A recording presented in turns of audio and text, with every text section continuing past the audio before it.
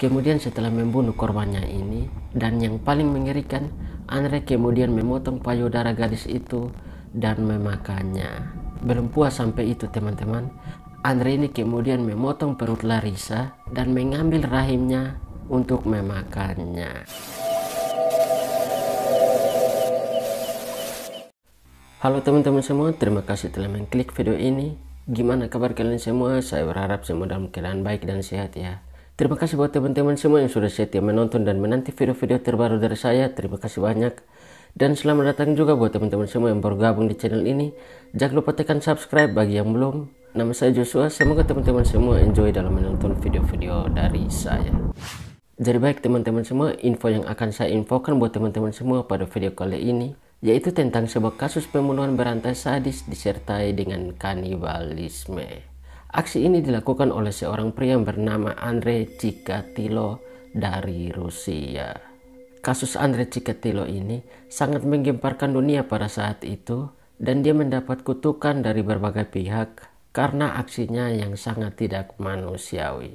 Jadi teman-teman semua, setelah membunuh para korbannya, maaf ya teman-teman, Andre ini kemudian memakan payudara dan rahim dari para korbannya yang kebanyakan adalah wanita muda.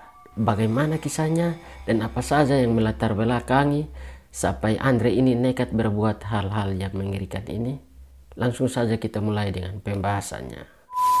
Andrei Chikatilo adalah seorang pria berkebangsaan Rusia yang lahir di Ukraina pada tahun 1936.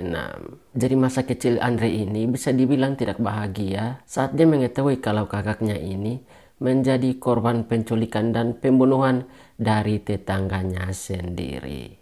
Kemudian setelah memasuki masa sekolah, Andre ini kemudian dibully oleh teman-teman sekolahnya setiap hari. Ditambah lagi dengan ayah dari Andre ini yang masuk penjara, dan mungkin hal ini juga menjadi salah satu faktor yang membuat Andre ini nekat untuk melakukan aksi pembunuhan berantai sadis dengan kanibalisme. Tetapi dengan keadaan Andre yang saat itu sangat tidak bahagia, dia berhasil lulus dari sekolah dengan nilai yang cukup memuaskan.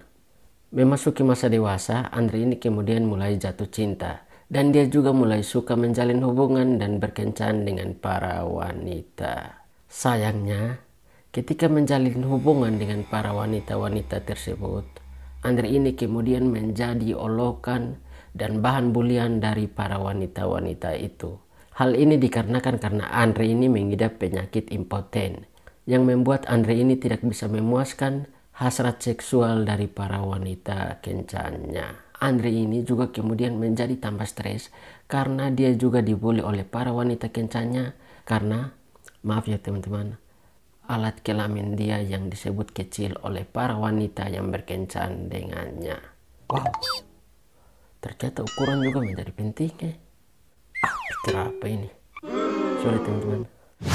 Hal ini kemudian membuat Andre ini tidak percaya diri. Tetapi pada akhirnya, Andre kemudian menikah dengan seorang wanita yang dikenalkan oleh saudaranya. Dari hasil pernikahannya itu, Andre dikaruniai oleh 2 orang anak. Walaupun sudah memiliki 2 orang anak, Andre ini masih tetap merasa kecewa dengan performa seksualnya. Ditambah lagi dengan ingatan bulian dari mantan-mantannya, yang kemudian hal ini menjadi pemicu untuk Andre melakukan tindakan keji, yaitu pembunuhan. Korban pertama yang dibunuhnya adalah seorang anak perempuan yang berusia 9 tahun yang bernama Lena Jakotnova yang dibunuhnya di dalam hutan. Andre juga menyiksa anak gadis itu dengan sadis sebelum ketika ia membunuhnya. Sejak saat itu, Andre ini kemudian merasa puas. Mungkin karena dia merasa sudah bisa melampiaskan apa yang selama ini dia tahan-tahan di dalam hatinya dia dengan cara membunuh gadis itu. Jadi ada rasa kepuasan sendiri setelah Andre ini melakukan tindakan pembunuhan keji itu. Karena kepuasan inilah, Andre kemudian menemukan beberapa korban dan membunuh mereka, sebelumnya juga disiksa dengan cara sadis. Tetapi pada tahun 1981, sepertinya hasrat Andre ini mulai menggiring dia untuk melakukan tindakan yang lebih dari sekedar penyiksaan dan pembunuhan. Hal ini dimulainya saat ia bertemu dengan seorang gadis yang berusia 17 tahun yang bernama Larissa Kasenko di sebuah perpustakaan umum. Saat itu setelah Larissa ini pulang dari perpustakaan umum, Andre berhasil mengikutinya dan membackupnya dari belakang hingga membuat Larissa ini pingsan. Kemudian ia langsung membawa gadis itu ke hutan dan langsung memperkosanya dengan secara beringas. Jadi setelah memperkosa gadis itu, ia kemudian menyiksa dan membunuhnya. Jadi Andre ini seperti seorang yang sedang kerasukan setan begitu teman-teman. Karena mungkin sudah dikuasai oleh setan, ditambah lagi dengan akal sehat dia atau pola pikir dia yang sudah mulai terganggu. Kemudian setelah membunuh korbannya ini, dan yang paling mengerikan, Andre kemudian memotong payudara gadis itu dan memakannya. Belum puas sampai itu teman-teman, Andre ini kemudian memotong perut Larissa dan mengambil rahimnya untuk memakannya. Sadis tambah menyeramkan sekali teman-teman. Psikopat ini orang ini. Tidak menghargai wanita sama sekali. Dia pikir dia lahir dari binatang ke apa. Bikin darah naik saja. Sejak saat itu, Andre kemudian merasa ketagihan dan ada kepuasan tersendiri dalam dirinya untuk melakukan aksi pembunuhan disertai dengan aksi kanibalisme yang sadis dari dirinya.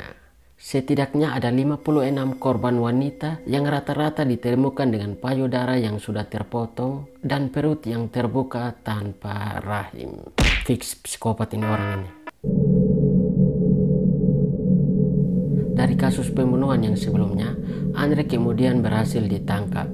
Tetapi ia dilepaskan lagi setelah menjalani hukuman beberapa tahun penjara. Sampai pada tahun 1990, polisi akhirnya berhasil menangkap Andre dan tidak membebaskannya lagi. Ia dituduh atas 56 kasus korban pembunuhan yang kebanyakan korbannya adalah para wanita muda yang ditemukan dengan keadaan tanpa payudara dan rahim yang hilang. Kemudian pada saat diinterogasi, Andre ini menjelaskan semuanya dan dia mengakui semua apa yang ia lakukan. Dia juga mengaku bahwa dengan memakan payudara dan rahim dari para wanita itu, hal itu bisa memuaskan hasrat seksualnya yang selama ini ia anggap kurang. Dia juga mengaku bahwa dengan tindakannya itu, dia juga merasa puas dan sakit hatinya bisa hilang karena trauma bulian yang ia alami pada masa lalu.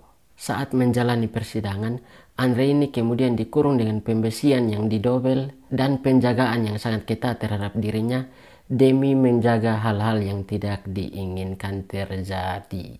Kemudian beberapa psikiater mengatakan bahwa Andre ini kemungkinan mengidap penyakit jiwa, tetapi pengadilan menyatakan bahwa Andre ini tetap bersalah dan akhirnya menjatuhkannya hukuman mati. Itu baru betul Pak Hakim. Ya meskipun pada era zaman sekarang mungkin HAM, tetapi apakah kita semua bisa bayangkan bagaimana sakit hatinya orang tua dari para korban? Dan korbannya ini bukan sedikit loh teman-teman, puluhan korban. Dia pikir nyawa bisa dibeli di toko. Dia pikir orang tua yang menjaga anak-anaknya dari kecil ini tidak capek kah? Tidak susah payah untuk membesarkan anak-anak mereka yang kemudian setelah besar dia bunuh begitu saja, memperkosa, menyiksa, dan melakukan aksi kanibalisme yang sangat tidak manusiawi. Ya pantaslah dapat hukuman mati. Jempol buat Pak Polisi dan para hakim di pengadilan. Hukuman mati itu akhirnya terlaksana pada tahun 1994, di mana Andre dihukum mati dengan cara ditembak dari belakang telinga kanannya. Dan inilah akhir kisah dan akhir hidup dari seorang pembunuh berantai sadis disertai dengan kanibalisme yang sangat keji. Jadi teman-teman semua, mungkin dari kasus ini bisa menjadi pelajaran dan pengalaman buat kita, sehingga kita tidak sembarang berbicara atau mengolok-ngolok atau membuli teman-teman saudara-saudara kita, sehingga tidak membuat hati mereka terluka dan menyimpan sakit hati mereka dan tidak terjadi hal-hal yang tidak kita inginkan.